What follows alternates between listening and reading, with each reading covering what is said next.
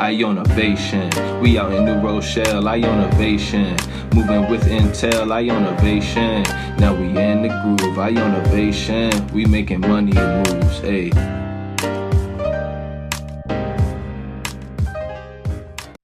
Hello, Ionavators. Welcome back to the Ionavation Podcast. Today we are here with the lovely Aaron Phillip. We are so happy to have her. She's going to talk a little bit about her journey and her phenomenal experience. So Aaron is an author, a creative, and a model from the Bronx. As a child, she was diagnosed with CP, but that didn't stop Aaron from pursuing her dreams. So pretty much she used Twitter and social media platforms to develop her modeling career this past summer and became the first disabled gender non-conforming woman of color to be signed with Elite Model Management. Like, that's, I can't even. She's also the author of This Kid Can Fly. Paper Magazine named her one of 11 names you will know in 2018, and as the most likely to inspire the next generation. Lastly, but certainly not least, Aaron will be featured in November's edition of Teen Vogue's 21 Under 20 that are making waves in the modeling industry. That's really exciting. Yes. Thank you so much. That must really mean a lot to you as well, because I know you've worked really hard. Absolutely. Oh my God, I think it's the most insane thing to happen, really, though. Like, oh my God. Tell us a little bit more about yourself. I know we covered a little bit, but just what do you want our viewers to know? Well, hello, everyone. My name is Aaron Phillip. I'm 17 years old. I'm from the Bronx, but via Antigua in the Caribbean. Right. My pronouns are she, her. I am a trans woman, but woman first, always. I love my career and I love people, and that's basically that's it. That's all I am.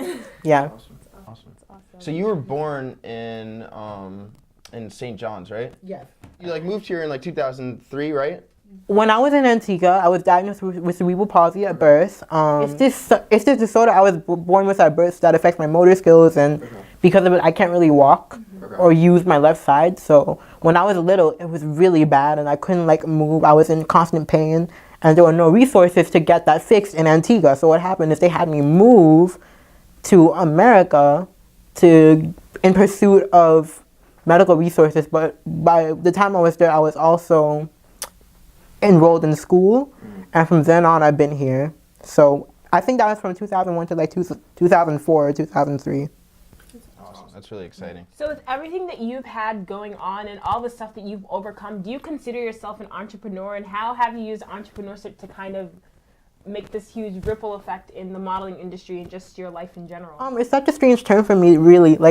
I never thought of myself as an influencer or an entrepreneur, just because it's literally when I think of myself and when I refer to myself, I just think of myself as any other girl working hard to make sure that she's doing what she has to do. That's what I think of myself as. I don't think of myself as anything but me trying to be the best I can be, and just that. But I definitely do have a legacy and things that I want out of my career. My career had a real start and a real goal in mind. You know what I mean? Mm-hmm. I want a legacy where it's okay, the reason why I wanted to even go into modeling, for example, is because I realized the lack of visibility that there was for people with disabilities in the industry.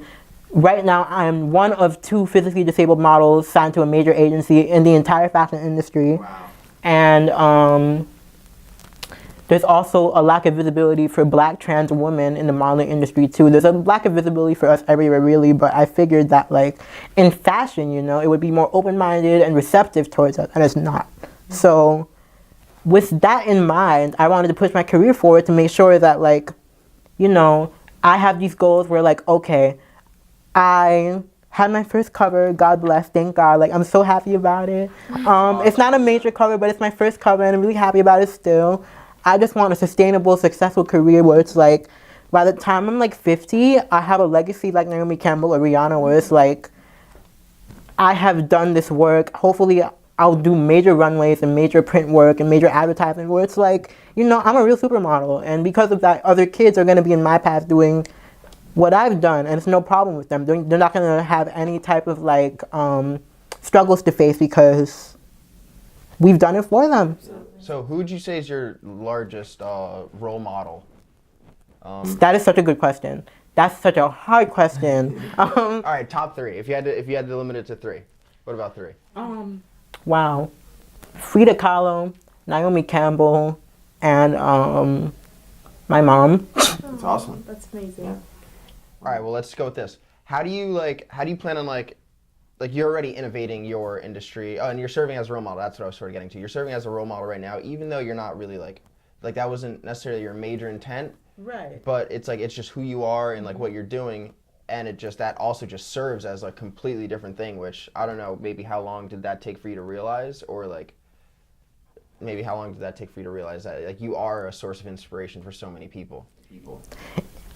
Everyone has always told me that. I'm just like, thank you so much, but it's just like, I'm just doing what I should. I've always wanted to move the world forward, but I don't think it makes me a hero or a martyr. I think it just makes me someone who's trying to make things better, but at the same time, I don't want to be credited as a hero, you know? Because that's what should happen regardless of anything. That's fair. That's a good point. But you made happen on your own, like using your own personal relationships and like leveraging all like your different like, relationships that you've built over the years. And in addition to that, you're an author. You've got a whole book. And in addition to that, I was reading through your book, and you also have like short films, right? Right. And you like funded through Kickstarter. I've done a lot of things in the past like 17 years. It's kind of hard to backtrack. It's crazy how much you've done, and you're only like 17 years old. That's really cool. That's probably one of my favorite things. Like, so I basically wanted to talk about like Tonda a little bit. Okay, wow, that was I still really love that. Thank God. Yeah. Tanda was the brainchild of me wanting to write a book based on my experiences I was having in school.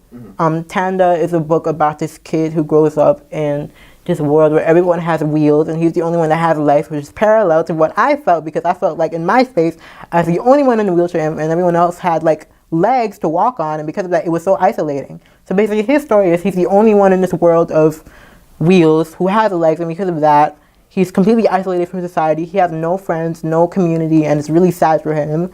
But one day, there's this volcano that's made of like marshmallow toffee that erupts in this town, and the wheels all get stuck and they can't move, and he's the only one that can save them. Oh, wow. Really great. I'm really happy we got to have you in. Thank you so much for having me today, y'all. It's really exciting. Yep. Oh, these are for you. Thank you. You got your hat and a t-shirt. If this time you to apply, Right? I might have to do it. Yeah. Turn this t-shirt into a cute little crop top. Okay, period. Right? Heard you. We'll get it done. Right? I might actually have to apply now. You should. Yeah, I dead 1,000%. will. But thanks again so much. Thank you. It was a it was pleasure. It was a great. pleasure. Awesome. So, Gale breakdown? Yeah, let's do some Gale breakdown. So Gale breakdown is pretty much just like events that are coming up like in the weeks that we sort of do like towards the end of our segments. So that we have co-working Tuesdays, Wednesdays, and Fridays. Stop by, collaborate, get What's some co-working? insight.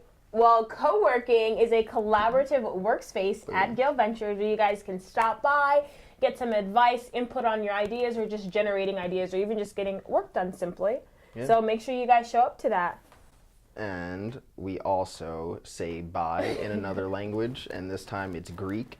So it's Antiosas. That's how you say bye in Greek. Antiosas. Awesome. Hey, we really working. Gale Ventures is the spot. Bert and May got the podcast hot. We innovating, no debating, we creating. Ionavators in our lane, never hating. We just worry about us and what we do. Ionavation Podcast show, get in tune.